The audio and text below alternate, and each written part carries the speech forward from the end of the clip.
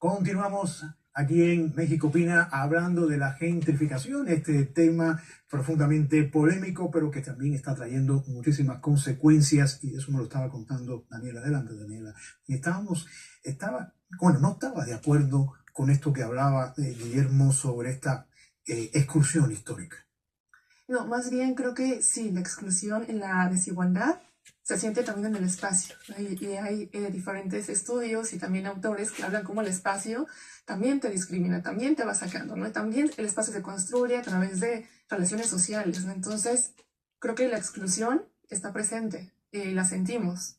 Vemos en las periferias de la ciudad, no solamente en esta, en todo el país, en otras latitudes, hay mejores servicios al centro, hay mejores conexiones, mejor infraestructura, y la periferia queda olvidada. Entonces, si eso no es desigualdad, si eso no es exclusión, entonces, ¿qué es, no? El transporte público también lo vivimos. Pero eso no es de ahora. No, exacto. Eso es de todas las ideologías, de todos los partidos. Sí, exacto. Por eso creo que es algo natural, ¿no? Ese sistema de desigualdad que viene de relaciones también de poder, políticas, económicas, que son parte del sistema, pues. Y de procesos de desarrollo que fueron como muy acorde a lo que ocurrió en toda América Latina, que hubo este desplazamiento hacia las periferias en una intención también de generar una clase media, por ejemplo, y que todo este modelo estadounidense incluso, ¿no? De poder vivir teniendo un carro y moverte, y eso obviamente colapsó. Hoy nuestras ciudades, y en la Ciudad de México eso es muy claro, el uso del carro ya hasta puede estorbarte. Sin embargo, si vives en la periferia lo requieres. Entonces, se quedó esa desigualdad en la vida cotidiana, es muy fuerte. Quien vive no solo en la periferia o ya en el Estado de México, saliendo, pues padece mucho más la movilidad, que es uno de los elementos que están, digamos, son hermanitos siameses junto con el tema del desplazamiento. Yo creo que sí existe la gentrificación, pero también existe una gentrificación simbólica. La gente se cree desplazada del centro de la ciudad, del centro, el centro que nunca pudieron llegar. Y ese es una deuda histórica del urbanismo de las ciudades. Se dio tierra a las periferias de la ciudad con la idea de que se iba a llegar la infraestructura y hacer tener el centro de la ciudad, y no pasa.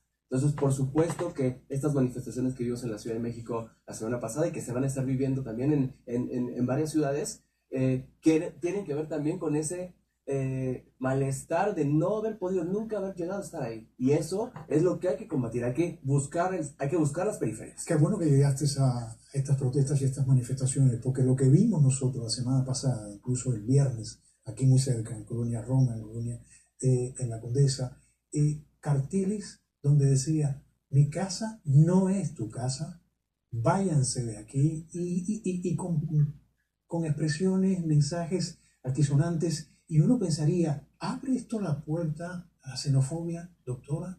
Ese es el peligro cuando se confunden procesos que efectivamente en cierta manera interactúan en ciertos puntos, pero creo que la confusión que yo le atribuyo a lo que vimos sí tiene que ver con que es real, como lo estamos diciendo ahora, este desplazamiento, esta plusvalía extraordinaria que ganan unos y pierden otros en una ciudad como la nuestra, y que no es solo la parte tan céntrica, ocurre ya en lo que han sido colonias populares, supuestamente. Nuevo Polanco, ¿no? Por ejemplo, ahora que eso no era una parte popular y ahora es, pero carísimo, u otras zonas más hacia el sur de la ciudad. En fin, creo que es la ciudad con muchos matices. Esta marcha que vimos, también se exacerbó el tema de la presencia de personas no nacionales, sobre todo estadounidenses, porque ha sido muy atractiva por su centralidad geográfica y todo, para que se concentren. Pero yo sí quiero decir, a reserva de que habláramos más de eso, que el proceso migratorio siempre tiende a jalar a la gente de una misma comunidad, porque te encuentras con tus pares, porque hablas en tu idioma, porque comes de lo que te gusta, y eso genera en todo momento enclaves culturales. Eso ha ocurrido con los mexicanos en Estados Unidos, como ocurre con los venezolanos en Colombia. Eso nos explica que haya una concentración también, y que ya uno amigo llama al otro, y para que eso también decirlo, porque si no... Uno pensaría, bueno, estamos hablando de desarrollo urbano, estamos hablando de inversión, estamos hablando de generación de nuevos negocios, nuevos mercados, nuevas tiendas, hoteles, aunque sean chiquitos, y esto, por supuesto, genera empleo que necesita esta ciudad, voy a decir, este país. Y creo que el mexicano da la bienvenida a todos, a los turistas, se hace amigo de la gente muy rápido. Entonces, Bueno, es yo no, sí, pero los que están en la manifestación no son todos. Es una parte muy particular que sí está siendo desplazada de la zona, que es una élite, por supuesto, es una clase creativa que está siendo desplazada de la zona y están enojados. Y entiendo el enojo por eso. Pero el tema de justamente de quién posee la tierra, creo que es fundamental para poder entender cómo se hacen los desplazamientos en la ciudad, quiénes realmente los que están haciendo el 80% en la Roma Condesa son pequeños propietarios los cuales están rentando sus viviendas en corto plazo. Ellos son los que están haciéndolo. Por supuesto que está el desarrollador inmobiliario que está marcando los precios, está la estrategia de vivienda ineficaz de nuestras ciudades, pero por supuesto el poco acceso a los servicios urbanos en las periferias de nuestras ciudades. Pero es mucho más complejo y mucho más concreto el trabajo que se tiene que hacer. Volviendo al tema de la xenofobia, Daniela, ¿crees que esto es una puerta a que se den este tipo de expresiones? Preocupante, muy preocupante. Claro. Ahora, lo que vimos el otro día preocupó a muchos. Por eso se cayó un debate. Yo esperaría que no, y creo que hay que ser muy cuidadosos con esa situación. Bajo una perspectiva de derechos humanos, creo que aquí se vulnera no solamente la vivienda, ¿no? Muchas cosas más. Y creo que lo peor es caer en ese discurso de odio, porque no llegamos a ningún lado. Y creo que también hay que poner en el centro un tema, ¿no? Y no es el problema entre personas, no es el problema que llegue la persona estadounidense al barrio o que lleguen los turistas. Es más bien, creo que lo que está detrás, ¿no? Perdemos de vista a grandes actores que están detrás de, por ejemplo, grandes concentraciones de Airbnbs, o vemos los inmuebles como son de un solo dueño por toda la ciudad. Estos Claro. son parte del problema, ¿no? También hay que visibilizar y no meterlo en el diálogo entre las personas. Justo porque no es el turista el que pone los precios, no es el nómada digital Exacto. el que pone la pauta. No son. Para mí es un sistema. Es el sistema Y económico. existe la fuga de capital, y eso es un tema global, que se fue de capital, de cerebros, de personas que ya no quieren estar en los Estados Unidos y Canadá, y que se quieren salir de ahí. Y están llegando a ciudades como la Ciudad de México, que en muchos casos, y yo estoy seguro que en el 99% de los casos, los abrazan y les dan la bienvenida. Y se vuelve muy atractivo. Pero ¿cómo hacemos que esa gente que está llegando, primero, no desplace, no rote la población, luego no sea solamente consumista, sino que aporte y que dé? Y creo que es el reto de nuestra ciudad. Sí, mira, yo creo que en el caso de estos que les han llamado nómadas digitales, bueno, no, también eso es, que sí es después de la pandemia, también hay que entender que es un proceso que se junta con Claro. este desplazamiento, pero que además se suma, y también hay mexicanos jóvenes que han seguido eso y trabajan desde sus casas, y a mí me sorprende mucho que es todo un nuevo mecanismo. Entonces, no solamente son este perfil estadounidense que ahora se ha enfocado mucho. Yo creo que lo que vemos en el caso de esa zona es que es muy visible, tal vez por su concentración, lo puedes ver en otras partes, también es en Guanajuato, lo puedes ver en Jalisco, hace mucho tiempo hay enclaves de estadounidenses que todo se vuelve, en Puerto Vallarta es otro, todo el turismo de salud es otro, un tema que también es muy atractivo en esto, pero ahí como mucho para complacer en términos del comercio también al mercado estadounidense que tal vez paga más porque tal vez le gusta, cree que es lo folclórico, vaya, se folcloriza por un lado, se encarece por otro y se cambian ciertas, lo que creemos que costumbres. Tú decías nada más, Daniela, ya no pica la salsa, ¿no? Bueno, pues que le pongan que pique y que no pique. Doctora, aguante un momento, ahí voy a hacer una pequeña pausa, pero al regresar vamos a hablar, si me lo permiten, vamos a hablar un poco de los retos que tienen ante sí las autoridades para enfrentar y paliar este problema que, como decíamos, está generando muchísima polémica por las consecuencias que trae. Vamos a hablar. Estamos en México Opina hablando justamente de este concepto, de este tema, la gentrificación, con mucha polémica, por supuesto, consecuencias. Pero ahora les quiero proponer poner sobre la mesa los retos, porque hay muchos retos que tienen que ver, por supuesto, con el accionar de las autoridades, lo que están haciendo, lo que han dejado de hacer, si finalmente dejaron crecer esto, o como decía al principio la doctora Leticia, pues hay intereses que permitieron, muchos que permitieron que creciera. Es, por supuesto que hay una responsabilidad del Estado, de los estados, de regular, de tener fuerza para detener cuando se está haciendo cosas violentas, cuando por supuesto, a una persona se le sube la renta de su local comercial 3 veces, ahí tiene que estar el Estado. Pero también creo que es una responsabilidad de todos los ciudadanos, de todas las personas que vivimos en la ciudad, de poder buscar la identidad en nuestro lugar donde vivimos. Y no solamente ir y copiar una idea, ir y copiar un concepto, ir y copiar una forma de vida, una forma que vimos en las redes sociales, sino realmente desarrollarse cada uno. Y eso creo que tiene que ser una responsabilidad de cada una de las personas. La clave, decían algunos que han estado opinando sobre esto, está en la especulación inmobiliaria. ¿Tú lo crees así, Daniela? Yo creo que sí es parte del problema. Se ha visto en otras ciudades cómo de repente ciertas medidas al mercado por lo menos balancean, ¿no? Y creo que no hay que tener miedo ni asustarnos. En Nueva York, por ejemplo, ya se están teniendo controles hacia ese mercado inmobiliario. Pero dejamos también, es decir, no estamos en contra, ¿no? Creo que el derecho a la vivienda debe de tener muchas opciones, ¿no? Tener vivienda en el mercado no está mal, pero que tengamos más opciones, ¿no? Que el Estado también esté muy activo. Creo que es parte del problema.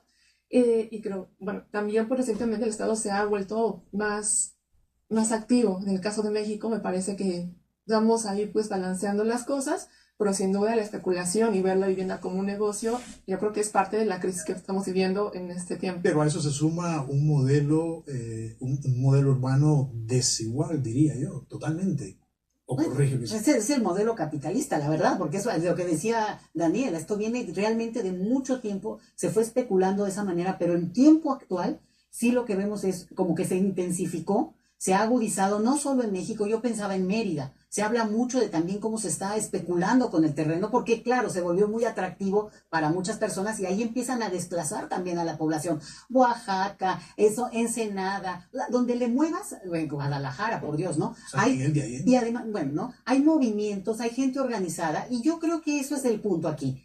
No se trata de una lucha contra los otros que están igual que tú, tal vez buscando dónde vivir mejor, dónde estar tranquilos, seguros.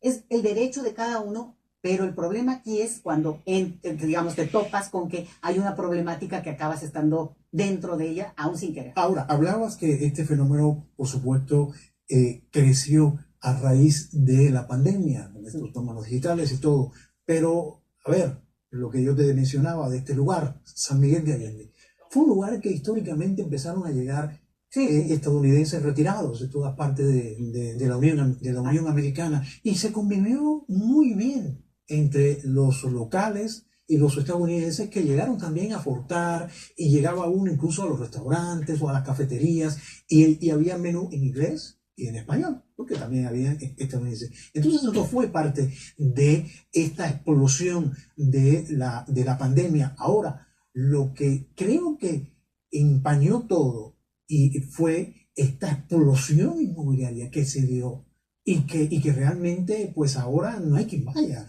a San Miguel de Allende. Es que podemos hablar de procesos de gentrificación desde la bondad o desde la necesidad o desde la especulación. Y creo que ahí está el problema, porque ahí es un desplazamiento que es muchísimo más orquestados desde el desplazamiento. Cuando le ponen un precio al metro cuadrado y a partir de ese precio, de ese metro cuadrado, por supuesto que se vuelve inaccesible para la gente, eso es mucho más perverso. Y ahí es donde yo creo que hay que regular. Hay procesos de gentrificación, no diría naturales, pero hay procesos de gentrificación como el que estás comentando en San Miguel de Allende, que se pudo o no, hay que discutirlo, pero que se pudo no llevar de buena manera. Pero otra cosa es un proceso orgánico de transformación y otro es uno que lleva la especulación, que lleva el negocio, que lleva el desplazamiento como el eje fundamental para hacer. Es un mercado inmobiliario totalmente descontrolado, no le pusieron control a eso. Y creo que llevó a una situación que hoy en día, es una bellísima ciudad, realmente. Pero mucha gente se limita hoy y dice, no, si incluso ya parece la Ciudad de México, estuve ahí entrampado en el tráfico. No, pero en el caso, es que fíjate que hay un proceso que tal vez en la Ciudad de México está brincando apenas nos estamos enterando, pero en realidad ha habido estos enclaves de población, sobre todo jubilada estadounidense, pequeñas, y eso también quisiera decirlo, porque de repente es que estamos llenos de población extranjera. A ver, menos del 1% de la población de este país es nacida en el extranjero. En el caso de los estadounidenses, que son el 70%, de ese 1%, la inmensa mayoría son población digamos, retornada o con vínculo mexicano con Estados Unidos. Entonces, los estadounidenses sajones, vamos a decir, es realmente mínimo. Y por supuesto brinca por el tipo de características hasta culturales que tienen. En el caso que tú señalas de San Miguel de Allende, ya no nos daría caso de tocarlo, sí ha habido un desplazamiento, sí hubo un encarecimiento, digamos, sí la gente local fue llevada a otros lugares porque acabaron trabajando para la población ahí. Ocurre lo mismo en Chapala. Y hay un beneficio mutuo, ¿no? A veces, bueno, pues el que llega jubilado tiene más dinero que el que tenía en su país, pero acá le rinde y puede también pagar servicios y todo, pero sí ha habido también ese fenómeno en el cual la población local tiene un desplazamiento, lo cual no quiere decir que estemos en contra. Yo creo que es la regulación, porque al final de cuentas, eso pasa también con los mexicanos que radican, que van a Estados Unidos. Entonces, ¿cómo compensamos esa discusión? Daniela, las políticas públicas del gobierno, incluso del gobierno de la ciudad, ¿están haciendo lo mejor o realmente no se ha hecho nada? Creo que ahora están iniciando a hacer cosas. Tenemos recientemente unas... Sí. Veníamos de sexenios en donde lo que se privilegiaba era la inversión en inmuebles, de construcciones por toda la ciudad, sin regulación, sin control, afectando ambiente, afectando la comunidad. Y creo que ahora tenemos, bueno, frente a digamos, esa crisis, ese tema que teníamos ya en la cara, ahora tenemos algunas medidas, pero que no llegan a ser suficientes frente a problemas tan profundos y tan graves. Por ejemplo, tenemos ahora ya la reforma a la Ley de Turismo de la Ciudad de México, que intenta tener un patrón de hosts y también un registro. Tenemos un límite de días de hospedaje temporal al año, pero que sigue siendo amplio, por ejemplo. Pero el asunto clave que tú decías que es una parte grande de este problema, que es el control de este mercado inmobiliario, yo no lo veo. No, hace falta, y creo que es parte de lo que decía también Leticia. Hay grandes actores que están ahí, que no dejan que se mueva ni una coma de la legislación, que no apoyan políticas públicas, que tienen gran poder, que tienen además, les dejan ocupar ese espacio y que están presionando para que esto siga igual, porque les conviene. Pero para mí el riesgo es estar como en los Estados Unidos, que se están vigilando entre vecinos, que de repente uno hace algo malo o alguien sabe algo, o ni siquiera está haciendo malo, antes de hacer algo malo, ya están hablando en los vecinos. Y eso es el riesgo que yo creo que no debemos vivir en nuestras ciudades. No tenemos que pasarnos a esa policía entre vecinos, entre conocidos. Creo que tenemos que, sí, por supuesto, regular, sí tenemos que cuidar, pero también tenemos que controlar cómo lo hacemos. Ahora, doctora, ¿no se puede replicar este tipo de modelos en otras partes de la ciudad? Por ejemplo, o en otras partes de ciudades, por ejemplo, en el mismo Jalisco, o en el mismo Nuevo León, por ejemplo. No, es que es un gran debate que en cada ciudad se está dando, y el problema es que hay las especulaciones y la fuerza de los empresarios locales, digamos. Aquí en la Ciudad de México son muy fuertes, pero además hay que incluir, cartel inmobiliario incluye notarios, jueces, claro, abogados. O sea, no es nada más esto, sino es fírmale, pero todo legalizado. Entonces, estamos frente a un gran poder de consumo y de plusvalía, y en cada ciudad ocurre. Puede haber leyes federales, pero en realidad además esto viene con todo otro tema que no nos podemos extender, del derecho a la ciudad. Del derecho a la ciudad, que está en nuestras leyes. Ya está muy bueno el debate, pero bueno, vamos a dejarlo ahí. Voy a una pausa aquí en México Opina. Al regresar, vamos a abordar también otro tema. Vamos a ponerlo sobre la mesa. Se trata de la turistificación, que también se desprende de lo que estamos hablando, y que un concepto también que enfrentan muchas ciudades, no solamente en México, sino en todo el mundo. Ya volvemos. Vamos a poner sobre la mesa otro tema que también está generando consecuencias y también está generando polémica. Se trata de la turistificación. Este modelo, concepto de desarrollo derivado del auge del turismo. Y yo quisiera empezar con Guillermo, porque también ahí se crea un dilema. Hay un dilema que es vivienda o turistas. El destino soñado o la ciudad prohibida. Algo así, o turismo, pero con limitaciones. Las soluciones a blanco y negro no funcionan. Y y buscar enclaves, como hablábamos en el bloque anterior, o buscar soluciones donde expulsan a los turistas, lo único que está haciendo es afectar a las economías ya débiles de nuestra región. Entonces tenemos que, por supuesto, poner el énfasis en estos grandes eventos culturales que están llegando a la ciudad, desde las personas, cómo todo mundo puede ser beneficiado de esto, no solo pocas manos, cómo podemos hacer turismo, porque tenemos países, en México es bellísimo, en toda Latinoamérica bellísimos, ¿cómo hacemos para que vengan? No estamos repuntando en turismo en nuestra región, tenemos que invitar a los turistas a venir, pero como lo comentábamos, a venir, no a consumir nada más, porque eso ayuda a la economía, sino a dar, a contribuir también en el desarrollo de nuestras ciudades como nosotros lo queremos. Ahora, hay experiencias muy buenas en ciudades como Barcelona, Lisboa, por ejemplo, bueno, que te dicen que eso se puede llevar. ¿Por qué no replicarlas, hacerlas en la Ciudad de México, doctor?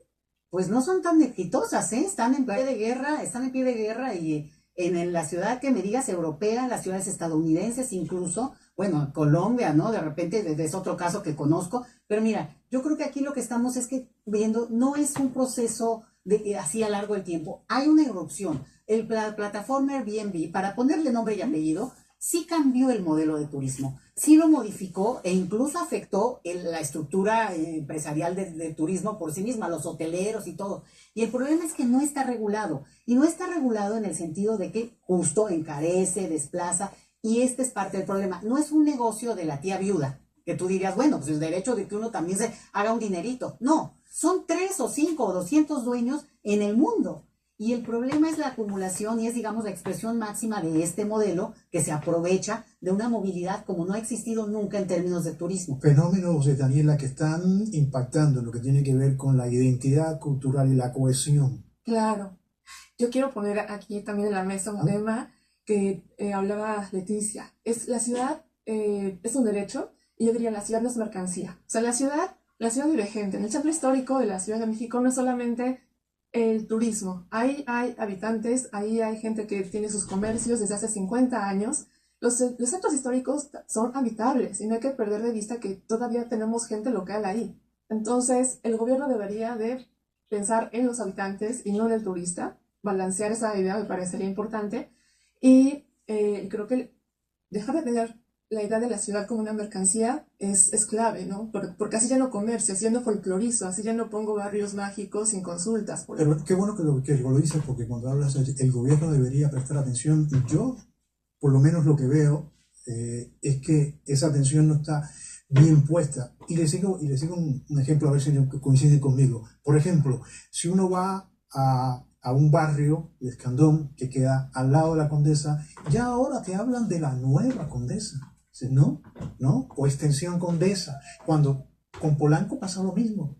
Porque el Polanquito, entonces está diciendo que en vez de atender el problema, esta mancha se está expandiendo cada vez más, creciendo cada vez más, Guillermo. Yo creo que copiar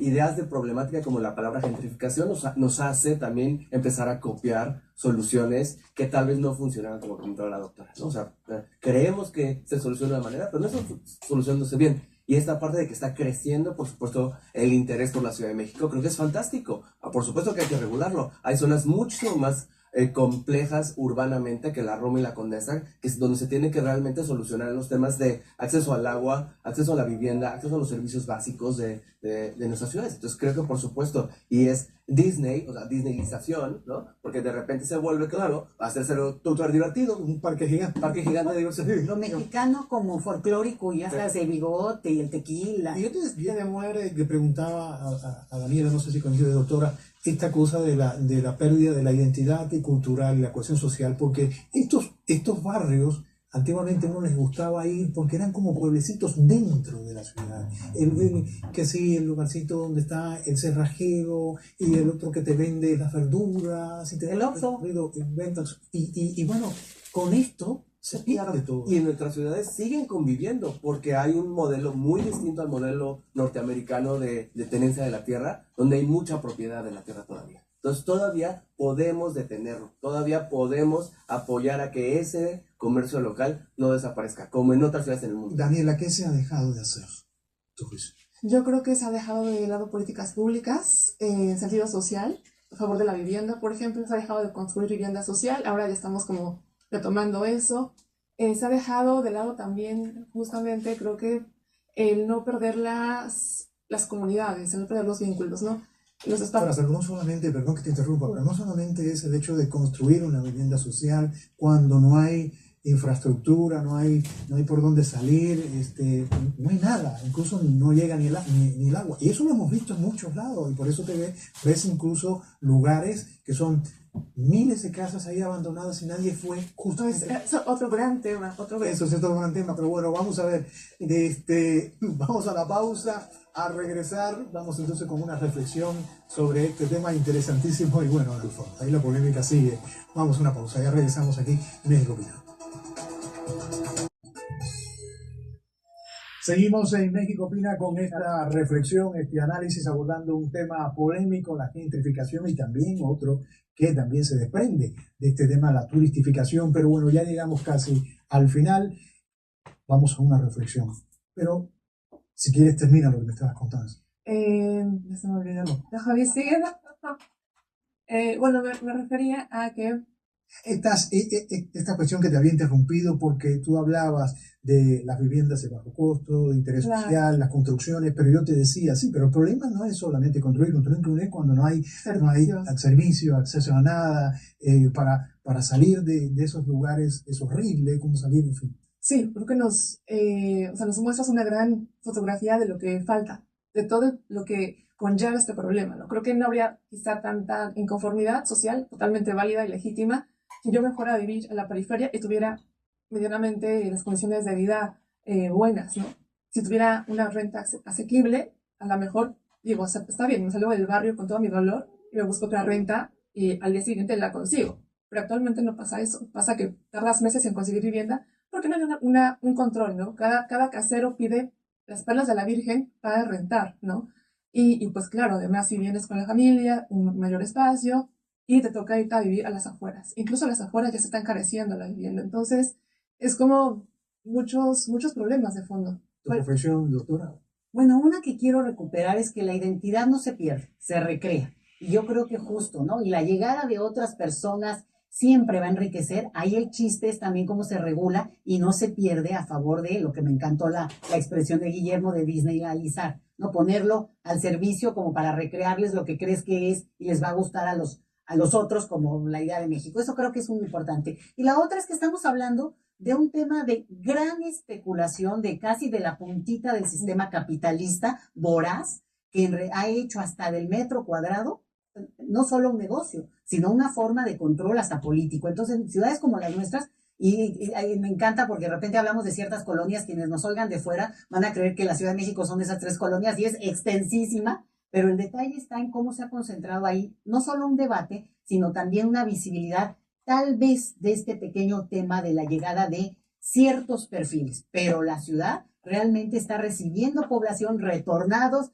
que regresan a su país y que también tienen que reconocer lo que ha cambiado su propia ciudad, por ejemplo. Entonces, es un proceso interesante y que hay que tomarlo más bien con gusto y con la parte linda, la otra, la critico. Inmigrantes también, aunque igual no sería para tocarlo acá, pero bueno, también eso es parte de lo que está Claro, este fenómeno. claro. Tu reflexión, Miguel. 2 ideas. Primero, no me gusta copiar y pegar conceptos porque copiamos y pegamos soluciones que no funcionan en contextos específicos. O sea, a mí no me gusta usar la palabra gentrificación. No es que niegue los procesos de desplazamiento o elitización, simplemente no me gusta porque creo que nuestros problemas latinoamericanos, mexicanos, son mucho más complejos que solamente reducirlo a cómo se vivió en Notting Hill en los 60s. O sea, para mí esa es la primera cosa.